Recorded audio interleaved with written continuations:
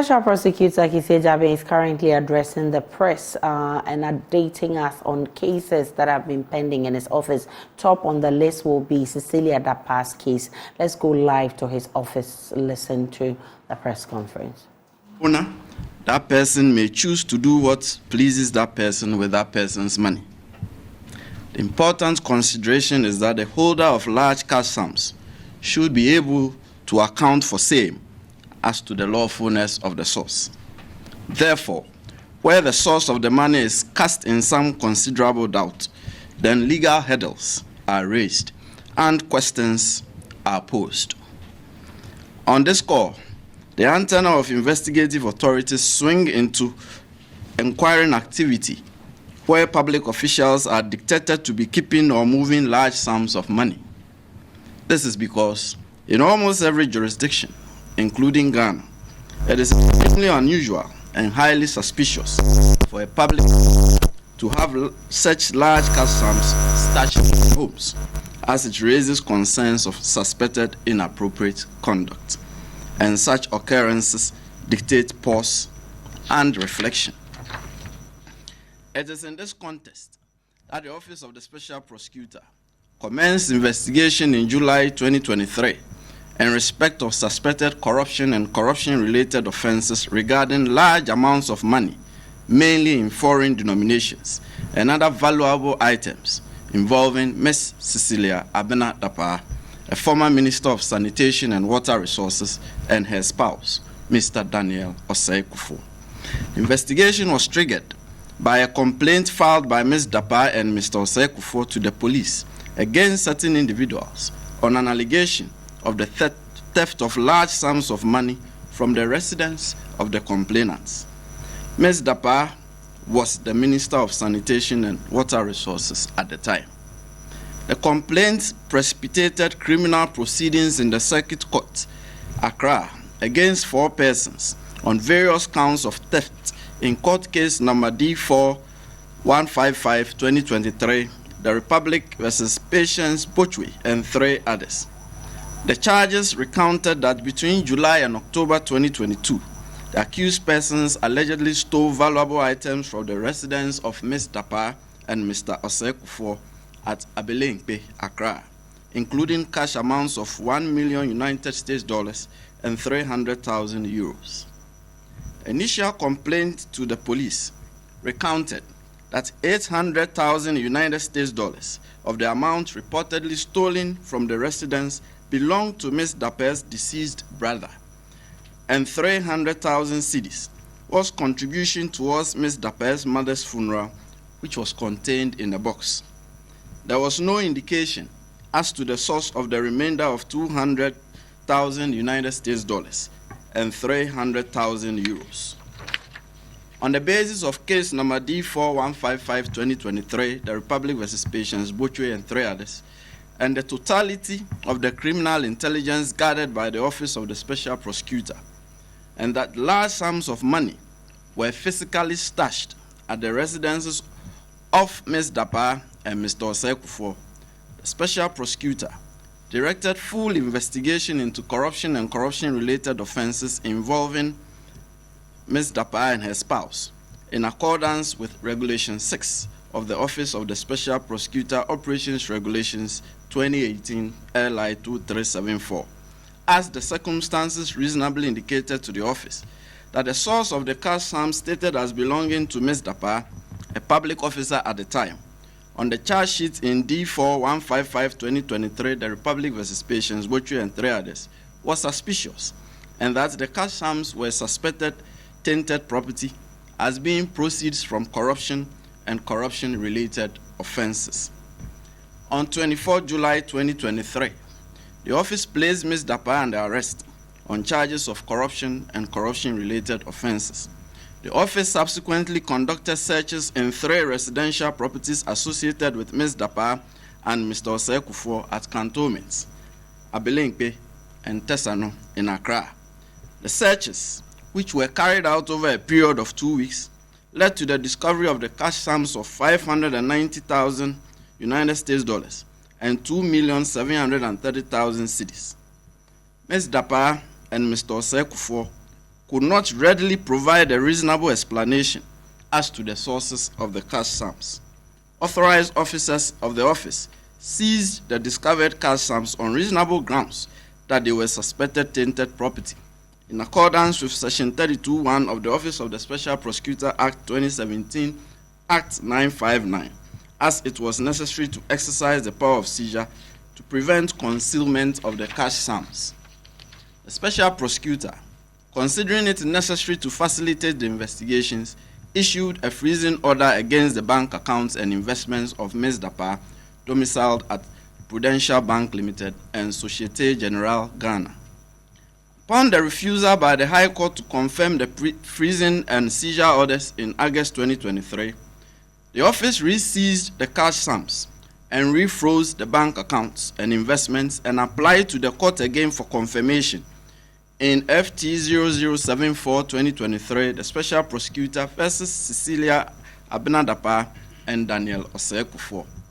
Extensive investigation was conducted in country involving 20 persons and 3 state institutions, and especially in the Ashanti region, to establish the financial standing of Ms. Dapaah's deceased brother during his lifetime and at the time of his death, since it was alleged that a substantial portion of the cash sums belonged to Ms. Dapaah's deceased brother. From October 2023, investigation became cross-border and transboundary upon the claim by the persons of interest that part of the seized cash sums was transported to Ghana from the United States. For that reason, the Federal Bureau of Investigation, FBI, of the United States became involved in a collaborative investigative work with the office on the matter. Investigation has been aimed at determining the sources of the large cash sums associated with Ms. Dapaah and Mr. Osei-Kufuor. The office has had the benefit of 7 months of in-country and 4 months of collaborative transboundary investigation. Members of the press, on the totality of the gathered evidence and intelligence, it seems to us that the case is largely in the province of suspected money laundering and structuring.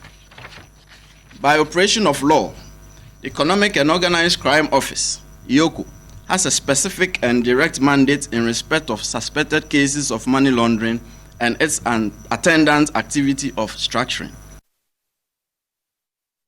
Of the Special Prosecutor is referring the case to EOCO for continued investigation and further action. The office will be in close collaboration with EOCO and continued collaboration with the FBI.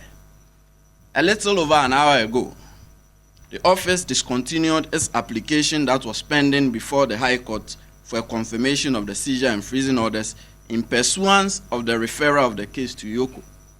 The court ordered that the office should return the cash sums and defreeze the accounts of an investment of Ms. Dapaah within 72 hours. The office also discontinued the procedural criminal charge against Ms. Dapaah for failure to return forms on declaration of property and income, since that was mounted on the original application for confirmation of the seizure and freezing orders, which was discontinued earlier in time. Thank you very much, members of the press. If you have any questions. If you do not, I'll be glad to depart. Yes, it's always Elton.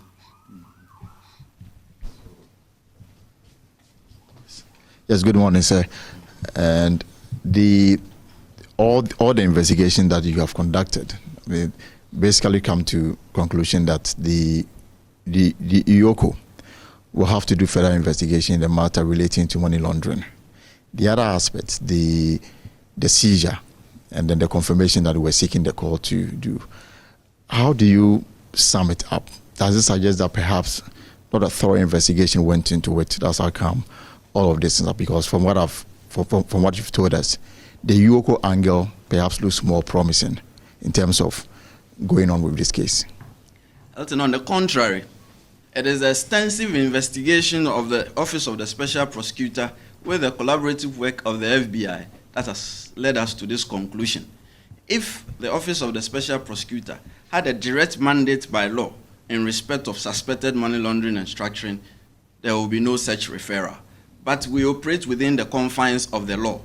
And since the law that created the OSP did not necessarily grant such a direct mandate in respect of suspected money laundering, but the law that created the Economic and Organized Crime Office states specifically that they have a mandate in respect of suspected money laundering. Now, after 7 months of investigation, we have a body of evidence. So if we have come to the conclusion that it suggests, it seems to us that it is more in relation to suspected money laundering, then the proper thing to do is to refer it to the state institution, which by law has a direct mandate, as stated in the Act.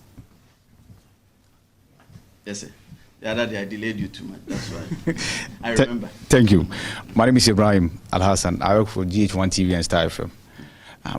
SP, suspected, it seems to us, that's not conclusive as a layman. Will you be surprised if EOCO finds otherwise after it goes into this particular case against Cecilia Dapaah? That's one. The next one will be suspected issue of corruption. That was what triggered the investigation in the first place. Are we to say that today, as we speak, the Office of the Special Prosecutor has cleared Madam Cecilia Dapaah of any corruption related to the funds you found in her home? The lawyers will tell you that we guard our language carefully. It is only conclusive if a court of law so says the person has engaged in such conduct. For us, as investigative and prosecutorial authorities, we can only use such language that suspected. That is why persons who are under investigation are suspects, not convicts. It is only where a court convicts a person that you can say that this is conclusive. And so it will be very unfair for us to be tagging conclusiveness to persons under investigation. Otherwise, it will suggest that we have already found them guilty. But that is not how it is done. Now, our referral to EOCO, as I said, it is a body of evidence that is being handed over to EOCO. So that will form the bedrock, the foundation upon which they will further build. Mind you, I said something in my short address that we will still be in the background doing collaborative work with EOCO and also with the FBI in respect of this matter. But if the law has specifically stated that this institution has a direct mandate, after 7 months, what more are we doing holding on to it when we can hand over? There's even precedent. You recall in the ABJ case when Shraj concluded its administrative inquiry, the matter was handed over to the Office of the Special Prosecutor for further action. It is this collaborative work which is required and stipulated by law, which we follow. Otherwise, we will be lost unto ourselves. The Office of the Special Prosecutor does not clear persons. One, we are not a court of law, so we do not clear persons that we do not find that the person has committed anything or otherwise. So we are clearing the person.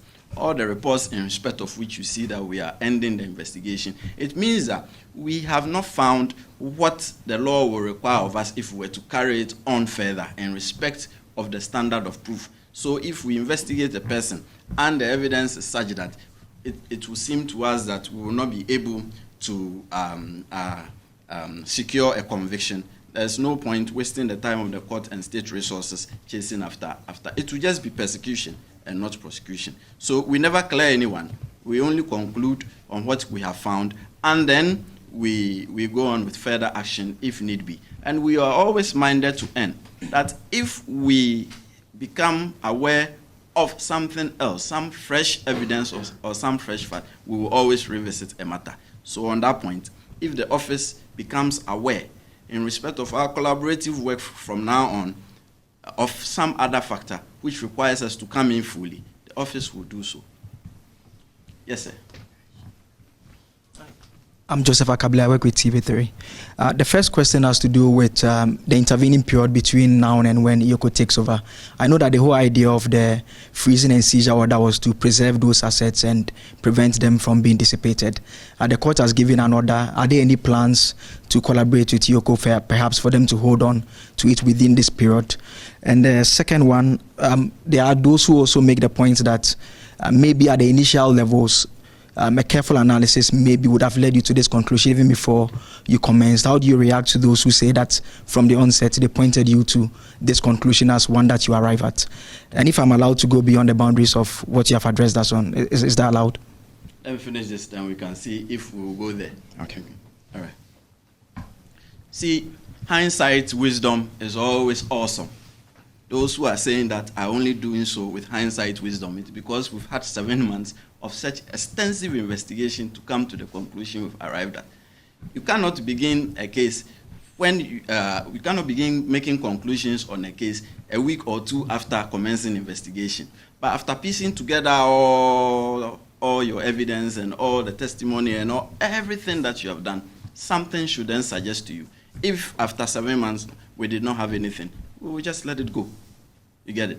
But after 7 months, I think that we should be commended that we've been able to do such extensive work and have international collaboration as part of this matter. That is to say, we left no stone unturned, and that is what is leading us to this outcome as I just announced. So once again, I will say, it is very nice to have hindsight wisdom, but we did not have the benefit of hindsight wisdom. We have arrived at the present wisdom through hard work and sheer grit. The second aspect. Oh, yeah. The second aspect is intervening period. Well, it's a court order. The court said within 72 hours. I just came from court. I just went to court and that's from court. So we will liaise with EOCO and see how best this matter can be tackled. If you ask me right now for an answer, I will not be able to tell you. Indeed, I'm not even prepared to talk about that, to tell you for a fact. Whether I should go beyond the boundaries. I wanted to ask right, you can ask. Then yeah, we'll I mean, it has to do with. We'll all decide whether we should allow. It has to do with the SML contract. In your recent report, you did indicate that it's a matter under investigation. I just wanted to find out. I know say that again. the SML. Right. Yeah, I know that when the office gets such complaints, you always undertake initial assessment to see whether it's something that you should go into. I just want to find out whether you've crossed that hurdle. And I'm asking because we know that there are other investigations like what KPMG is doing, for instance. I mean, is the office concerned about how that could affect the work that you are doing as well?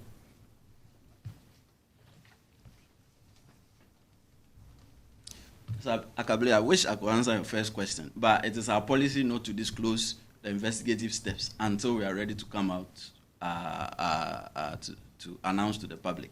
And so, unfortunately, pardon me, I cannot tell you which hurdle we have crossed and which line we've crossed in respect of the SML investigation.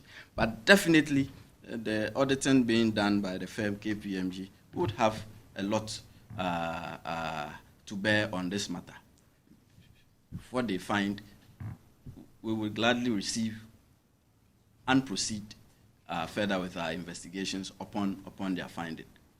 Once again, collaborative work. There's no point after KPMG does all that to just ignore what they've done. So whatever they do will largely impact on the nature and focus of the investigation. Yes, sir.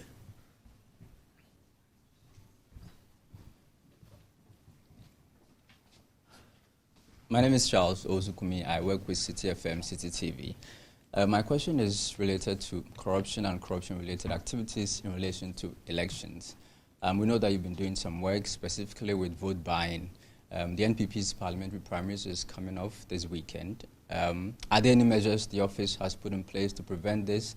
And if it happens, how is the office gearing up for it? Thank you. So there's a whole question and debate as to whether internal primaries are public elections.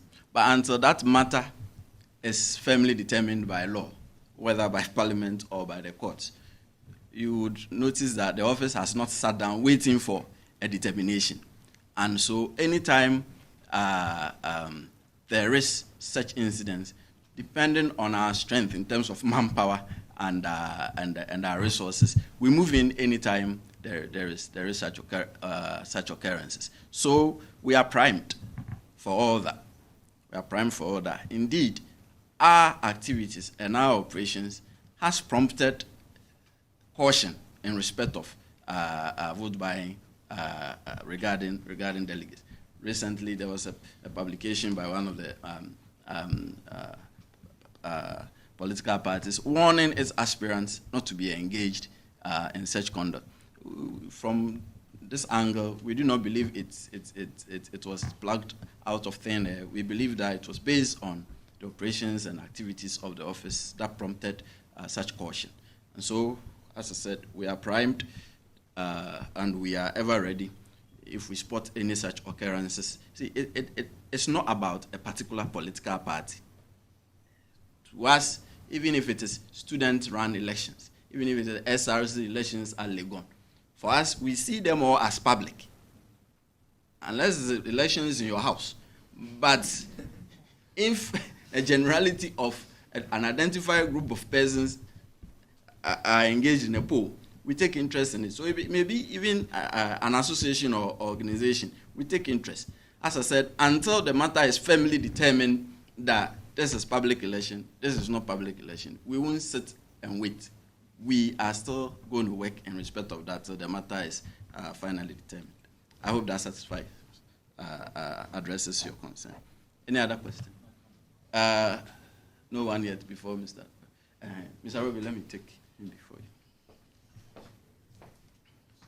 you. My name is Joshua Amlan with the Business and Financial Times. I would want to understand, with regards to the money involved in this investigation, to what extent is it determined in the investigation that the monies in there is due to money laundering, or to what extent is it genuine?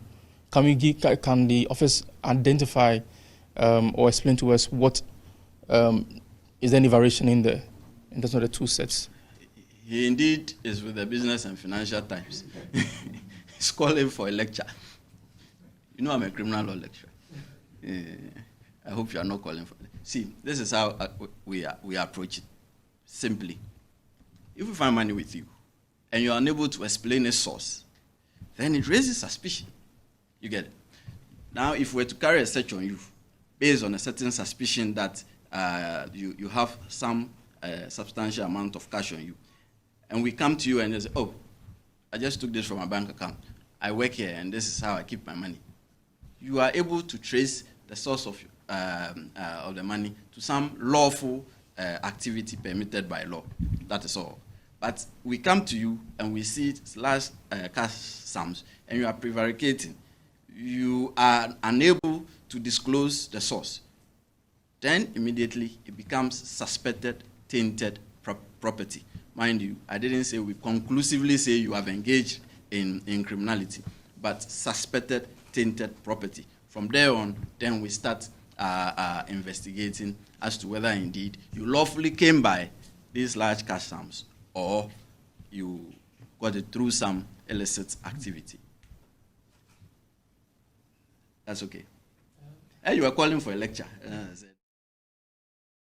So that's the Special Prosecutor Cecilia Dapaah trying to update us on some top cases we've been following. Critical is Cecilia Dapaah's cash saga, and he's been addressing some of the questions coming from journalists. That will be it for News Desk this morning. We're going back to the Special Prosecutor's office for more on the update. See you again at 12.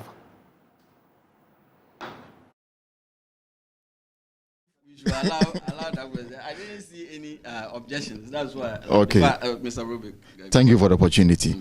I just want to, if there's an update on the payroll audit, which you announced at your last news conference with us, and whether you are getting the needed cooperation from those who are asking the question. And secondly, I'm just going through your half-year report, and the one that came up in June, the one that came up in January, almost a repetition of the many cases before you, and the ones you've come to a conclusion on, the Charles Dubois, the issue about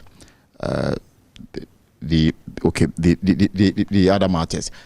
My question is, there's been a lot of repetition in most of the reports that you've come up with, and Ghanaians have faith in this office to lead a fight against corruption. Should we continue to still have faith in you that the mandate you've been given will inure to the benefit of the country, in view of the fact that after the establishment of the office, clearly for a lot of people, we are yet to see clear-cut conviction on the many cases that are before you? Thank you.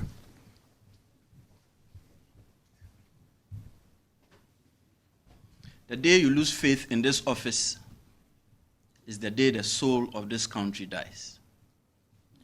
See, the repetition you see is merely as a result of the period within which the law requires the office to report. 6 months. See, even when you are prosecuting a matter in court, 6 months, by the reckoning, it's like a day. You get it? If the law had required us to periodic reports, let's say 2 years, 3 years, you won't see this level of repetition.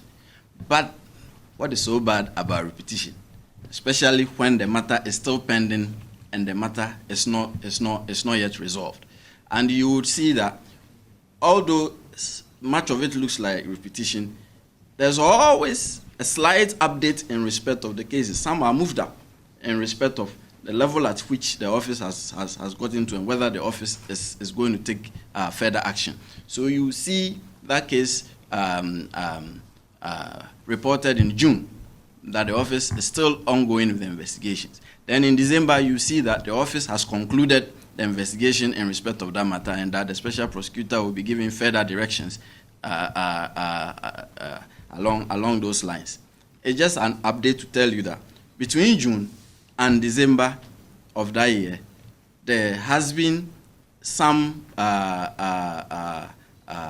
conclusive points upon which the office can then further act. So you see that case repeated, but the notations under it slightly different from what you saw in June. Quick example is this one on the police recruitment back then. Consistently, you see it being repeated, but in December, we reported that the investigation has concluded. So you see it running all the way from 2021. But its repetition in here doesn't mean that we are resting on our oars. And it is best if we keep reminding the public of these occurrences. Otherwise, you might see a case in there, and then the case vanishes from the report, and you don't even know what happened to the case. Then you'll be asking us questions. We've consistently been seeing this investigation, but you've omitted it from the report, and you didn't tell us the outcome of this. So I'll end again by, excuse me.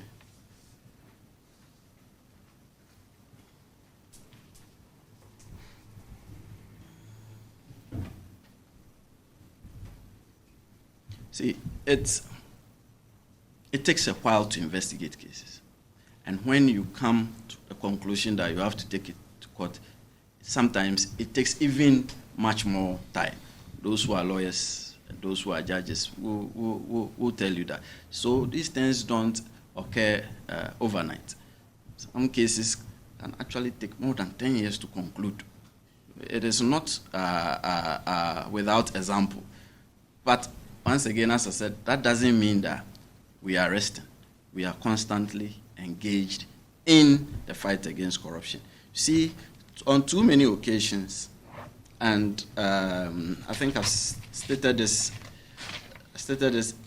earlier somewhere, that we are only preoccupied by that. I mean, all of us are only preoccupied with prosecution and the outcome of prosecution. You see, the mandate of the office is fourfold. Prosecution is one of them. We are also to take steps to prevent corruption. We are also to investigate, to prosecute, to investigate, to prevent. and then also to recover assets. So if you judge the office's efficacy in just how many convictions have been attained or secured, that is unfair. It's lopsided. Much of the mandate of the office is actually bedrocked on prevention. Corruption prevention drives appear to be heavily favored in the enactments putting together this office than the prosecutorial aspects. I keep saying, yeah, we prosecute one person and we secure the conviction in, let's say, 2 months, and one person is sent to prison or is made to pay some money back to the state. But then the issue of this raw corruption is still seething on the streets. What have you really done? One person has paid the price, but the activity is ongoing. So for us, we are focusing on changing the narrative. I always keep saying this. We want the needle to move a bit from there's too much corruption, and the preventative aspects of things. Okay, now we can tell that if you engage in such acts, the law will catch up with you and an action will be taken. For us, that will be success. See, I almost forgot that one. I'm going to say the same thing I said to Mr. Akable. You want an update. You want an update. You want an update of payroll audit. We are in full swing. You know, this is a collaborative exercise with Controller and Accountant General's Department. There's a joint team of these two offices that are already on the ground and moving swiftly. So some promising results are coming. At the end of the day, when we are ready to come out, we will state so boldly as to what we have found and what savings, if any, the two institutions are secured for the state. But trust me, we will report on that immediately we are ready to go to the public. Any other question? So no lady will ask question. Remind me not to do a press briefing close to the end of the month. The last one. Okay, so I'm not asking for an update, but there was an incident that happened there a few days ago where some individuals must up here because somebody had reportedly been invited by office and investigations were ongoing. And I'm talking about the NEIP CEO. There's confusion out there as to what your office is as to what your office is really investigating. Is it vote buying or campaign funding? We want to know. You see, once again, but it's an update you're asking for. No, we were just trying to be smart. And that's a nice way of putting it. It's just the same thing you want. In respect of that matter, when we are ready to come out, we will. We are still in the preliminary stage of things. When we are ready to come out, we will. Some say we were investigating a Christmas hampers. Exactly. I know, but you see, if you see the way we operate, we don't go responding to people. Otherwise, we'll leave the work and just be responding to snipes against us. So you can sit in the comfort of your home and say we are investigating Christmas hampers. Freedom of speech. But at the end of the day, when we are ready to come out, the public will know exactly what that whole matter is about. That was the last question. Yeah, but it was a massing up a concern for you? Because we've seen videos of people massing up. That's freedom of assembly. I alluded to freedom of speech. That was freedom of assembly. And if you mass up on the streets and you are chanting slogans, what does that concern us? Unless you are breaching our security, then we would have to take a step or a reaction. But if you're on the street and you've come in a spirit of supporting someone who is being questioned or interviewed, that's of no concern to us at all. Yeah. That was the last question, comment. Thank you very much, members of the press. It's always a joy to have you around. Can I leave now? Thank you.